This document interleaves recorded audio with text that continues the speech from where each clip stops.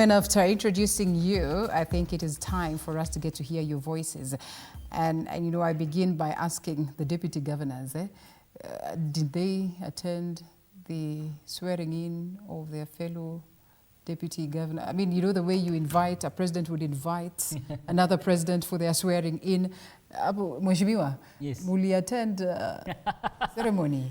Very interesting conversation to begin with. Okay. But first of all, let me congratulate His Excellency Isaac Mutuma, right. the new governor of Meru County.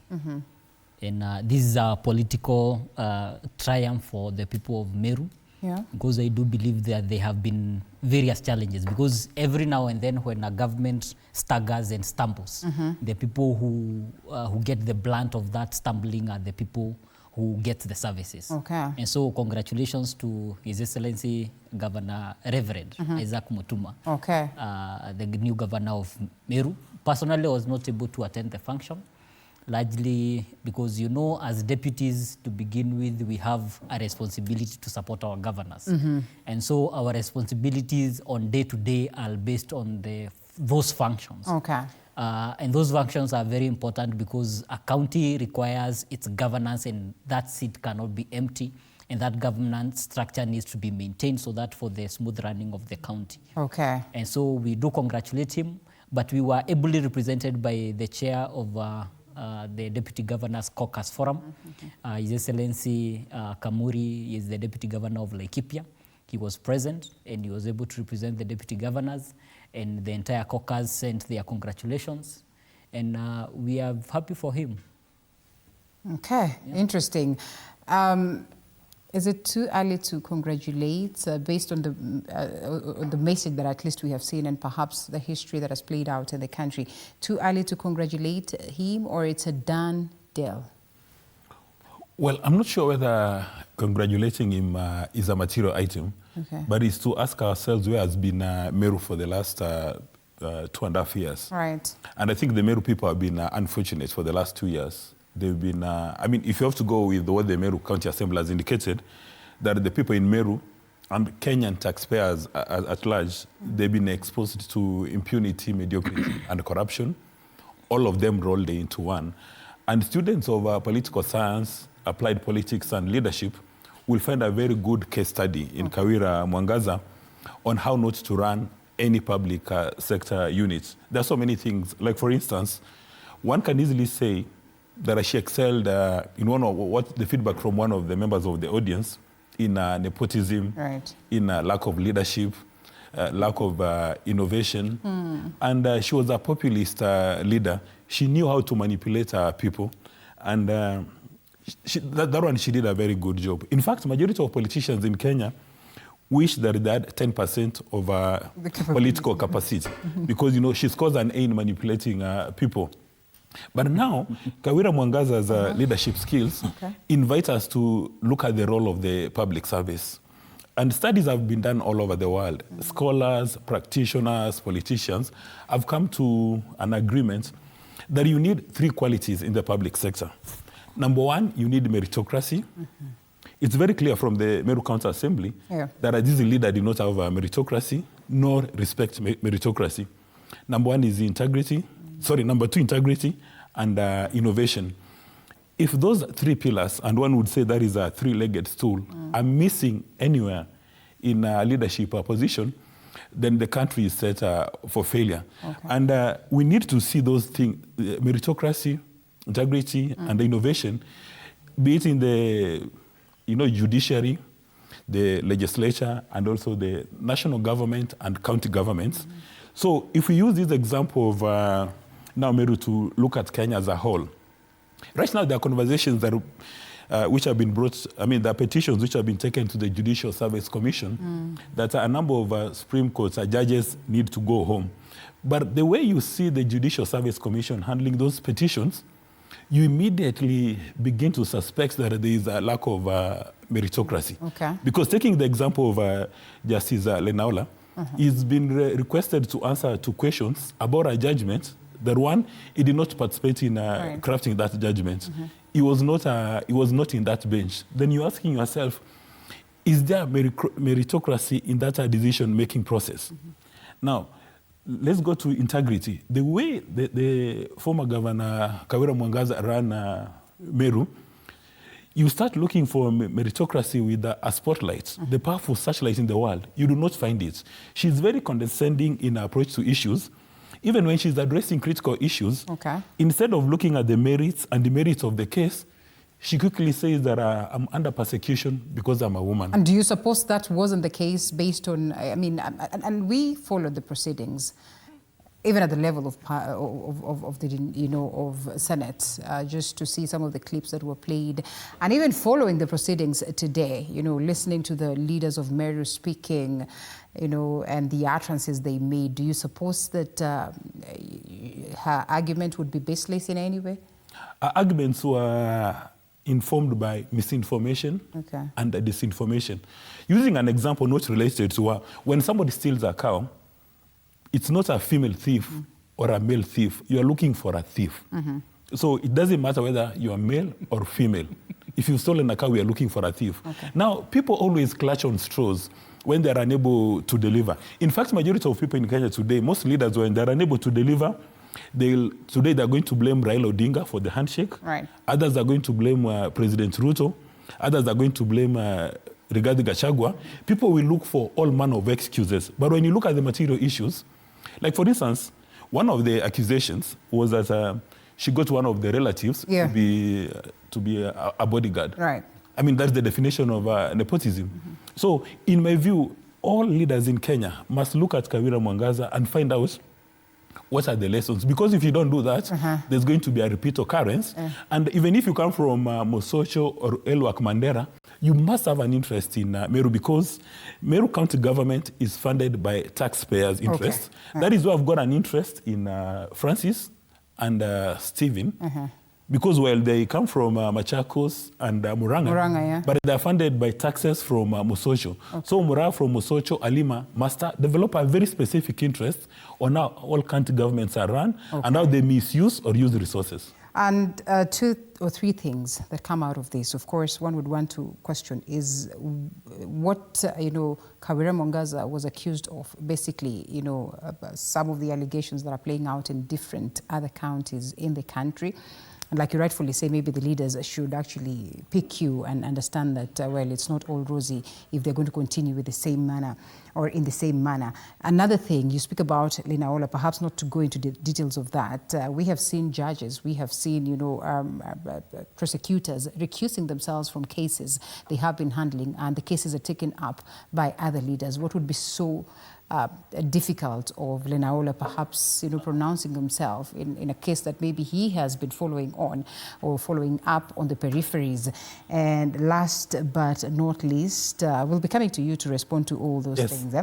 Yes, there's that Lenaola and perhaps what is happening in the numerous other counties, and that element of the accusations that were leveled against Kawira Mwangaza, and basically the clips that we have talked about, you know, that were, you know, you could almost tell that these are right, you know, like this is right targeting and perhaps insulting of the governor. And one then would want to ask, it looks like this county has been, you know, governed by men and women of God.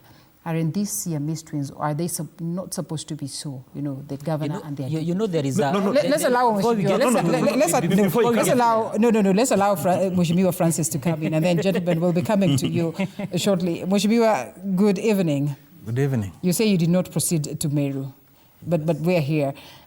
What is the situation like for you with your governor? How is the working relationship? Even as you say jumbo to the people. Okay. First, thank you.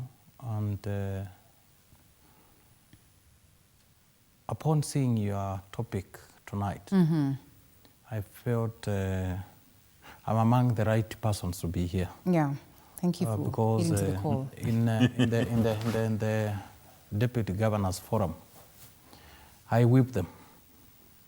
So the first time I heard about this, I placed a call to my chairman. We discussed, but when we will come to the topic, I think we will do justice to the topic. Now, the issue of Meru and then Machakos. If it is today, I want to pick where my colleagues have left. Okay.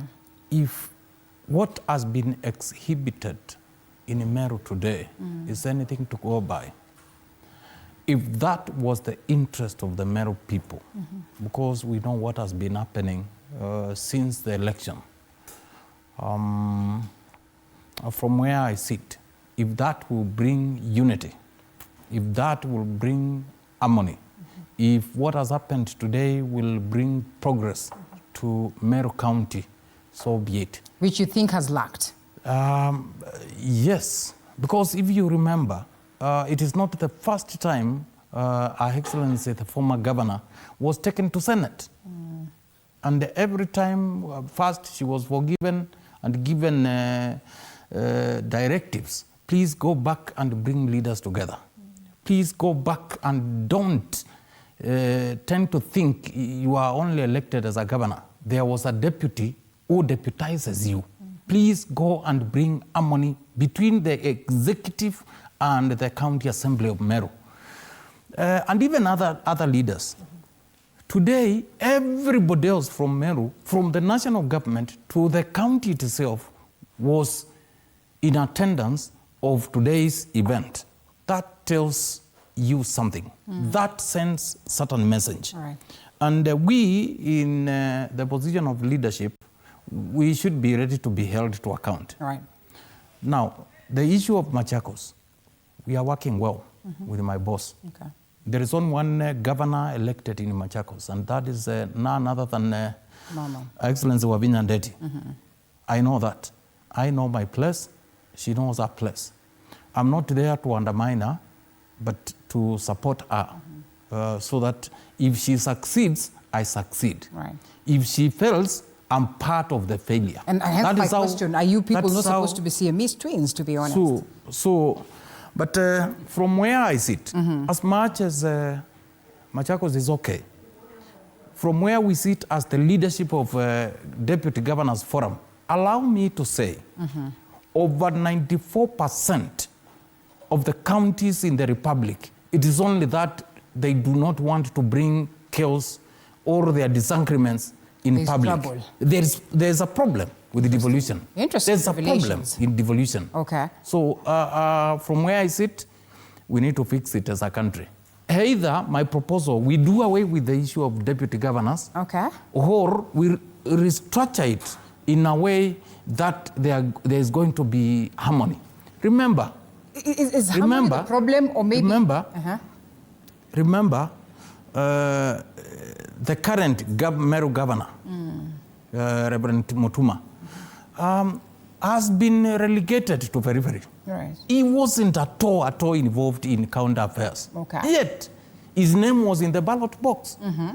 What does that, does it mean he contributed nothing? Does it mean he was meant to be there to be seen and not to be heard?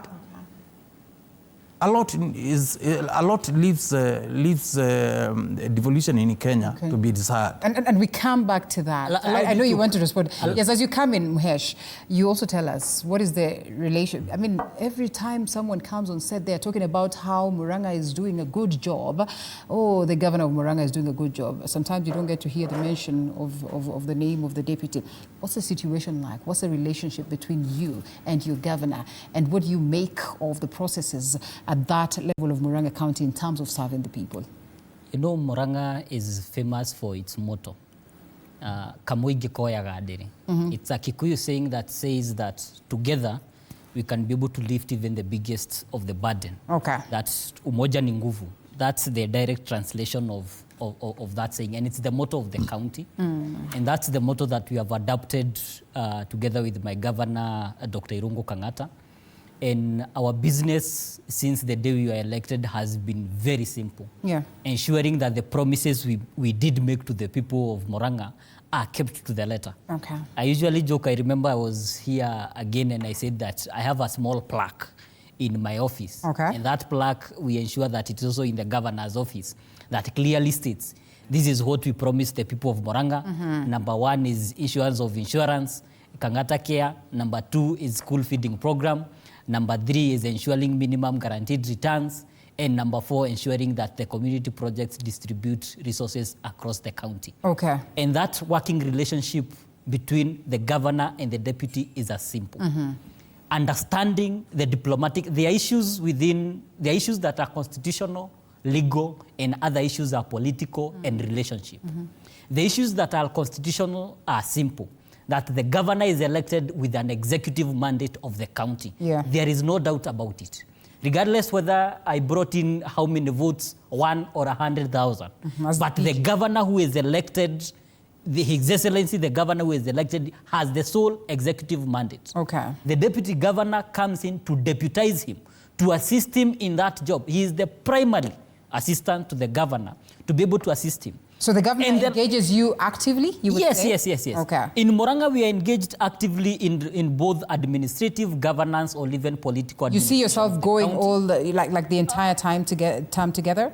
Yes, the entire time together. I think we already halfway, and we are not on each other's throats, and I don't expect us to get there. All right. But it's also very important for us to be able to understand the history of devolution and the history of why governorship usually have deputies. Okay. And I want to challenge you to look at not only now in the Kenyan devolved system, but also across the world. If you look at the United States, the system where you have governors and then you have lieutenant governors. The position of the governor, you are elected and you have a direct mandate from the people to be able to articulate the issues that they bring to you. Okay. And then the lieutenant governor is there in case he is the one who is the second in line to succeed the governor in case of anything that happens, which is the case in our constitutional, in our devolved system here in Kenya. But then again, you have to look at things very differently. What are these I'm calling diplomatic and relationship issue? If, for example, there are issues that you cannot legislate via a constitution or via the National Assembly or the Senate, you cannot relate whether I have respect for you or not. Okay. And the challenge you are seeing in devolution right now, whether the problem you are seeing between in the national government between the president and his deputy, and you saw the impeachment process, because impeachment is a political process. Okay. Whether you are seeing across the counties where you see governors and their deputies on each other's roads, there are issues you cannot legislate. If I cannot give you respect, and I cannot give you the office that you are elected respect, and provide the necessary support that is supposed to, what do you expect? And this is coming from the horse's mouth. And these are some of the issues that... And Mahesh will be coming to that. Yes. We have the devolution coming. And we really need to understand this. But allow me to loop in Erudisma so that he can weigh in on the questions that I had earlier on highlighted, so that then when we swing into this and understanding devolution and the roles of the deputy governors, then we are in synchrony. Well, you know, in the matter of Justice Lenaula, it's about Dari Raphael Tuju, a matter that he actually did not participate. He did not author the judgment. Right. He was not a member of the panel. So one wonders whether or not the Judicial Service Commission was competent in asking him to answer questions for something he has not performed at all. Now, when you're talking about governors and their deputies, then one has to look at Articles 180, 181, and 182. And the role of a deputy governor is largely borrowed from the U.S. Constitution, whereby you've got a deputy governor. Right. And if one has to call a spade, from the U.S. perspective, a deputy governor is supposed to sit pretty and wait for a vacancy to occur in that office. Okay. Yeah, that is supposed to be the role of a deputy governor. Or even a deputy governor, under the circumstances in context. Okay. But the challenge is, a number of our deputy governors, because of their political capital, a number of them actually consider themselves to be co-governors. So a number of them even demand, they say, I brought in about 50% of the votes, or even more. I got in 60% of the votes, so I also want part of the administration. So a number of the deputy governors make their bosses extremely nervous. Okay. That in the course of the 5-year, or even before the end of the 5-year, they're going to work with the cartels and special interest groups and kick them home. Most of the deputy governors, as we speak today, they are bleeding, they are suffering.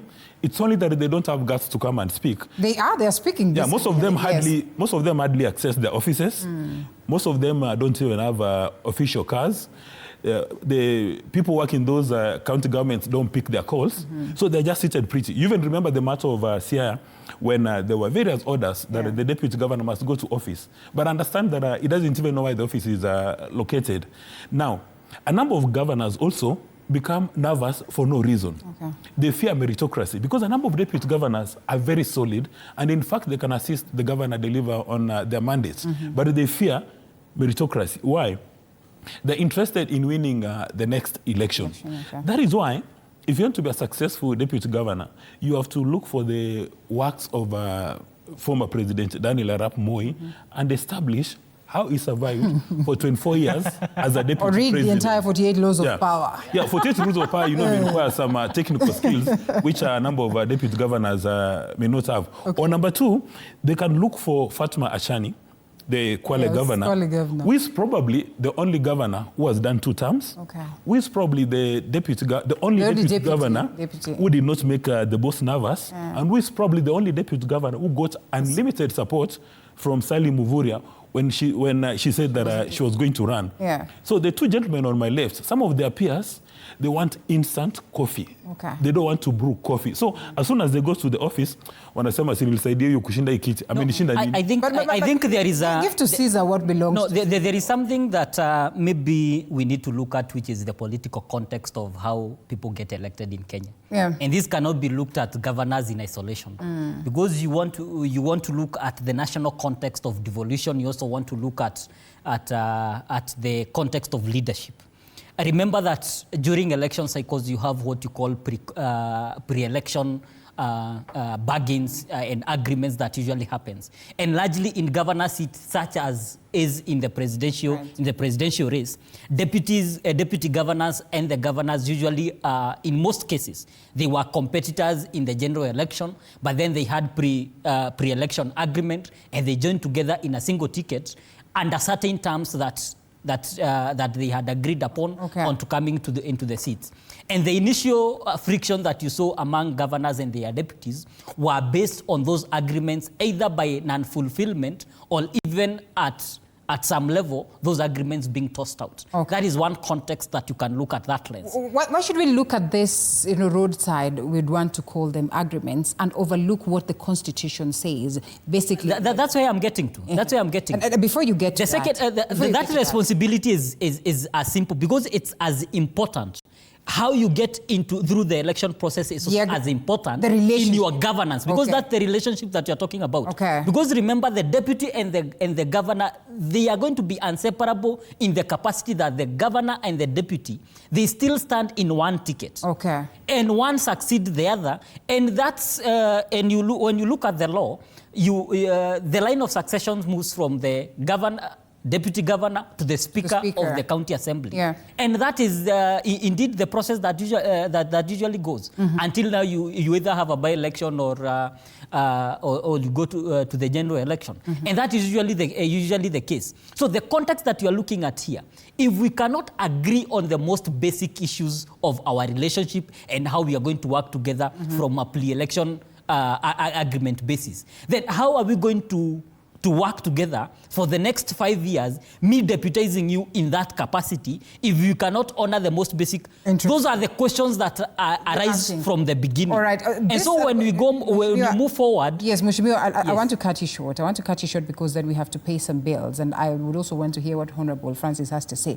Is the bone of contention largely on this, of course, mistrust that, arises after then, of course, you begin parting ways? Or is it the fact that the Constitution, like you have always said, has not accorded you, specific duties that would be, that would actually justify the reason as to why then we have this particular seat, such that you do not have to sit as flower girls, as one would want to call it, And we take a quick short break, and then we come back on that very note, just to understand why would you even imagine of this seat being scrapped off, as opposed to you who is seated there justifying the need for us to have the seat. Okay.